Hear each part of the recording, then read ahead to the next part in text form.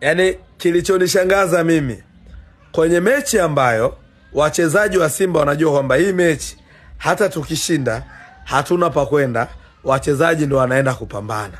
Ina maana hao wachezaji wa Simba benchi la ufundi wanaelewa wanachokifanya. Haiwezekani wachezaji wakajitume mechi ya Petro away, nyumbani tumecheza vibaya, mechi zote 4 tumecheza vibaya, wachezaji hawajitumi, wachezaji wanatembea tu viwanjani, wanaenda kujituma mechi ya Petro. Wanaelewa hii michezo. Guys, kuna kiongozi mmoja wa Simba aliwahi kusema kuna baadhi ya watu wa Simba ikifanya vibaya wanafurahi. Hili swala nimeliona. Kuna baadhi kweli ya watu Simba ikifanya vibaya wanafurahi, kwa sababu haiwezekani wachezaji wakajitume kwenye mechi ambayo hatuna tunachokigombania.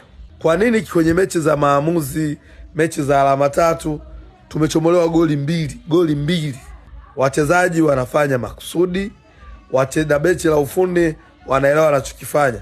Pale kuna watu kweli Simba ikifanya vizuri wanaumia. Kwa hiyo solution ya hili swala ni kuvunja wote waondoke. Wewe unaenda kujituma mechi ya mwisho, unapata nini? Mechi ambayo hata ukifungwa hamna heshima unayopata wala dharau unayoipata. Hata ukishinda hamna heshima unayoipata wala dharau unayoipata. Na unaenda kujituma. Mechi zile ambazo nganga timu inataka kufuzu, wachezaji wanatembea uwanjani. Alafu unatokea mlevi mmoja unatuambia maendeleo ya timu ni mazuri. Maendeleo ya timu which?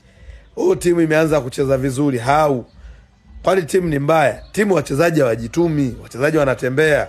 Kuna baadhi ya watu timu ikifanya vizuri wanaumia. Kwa timu muda wote betelo. Mimi niwaambia kitu kimoja. Timu ni ile kila mwanzo wa msimu, dirisha dogo kubwa, tunaambiwa hivyo maendeleo ya timu ni mazuri, Mimi nikiangalia naona ni yale.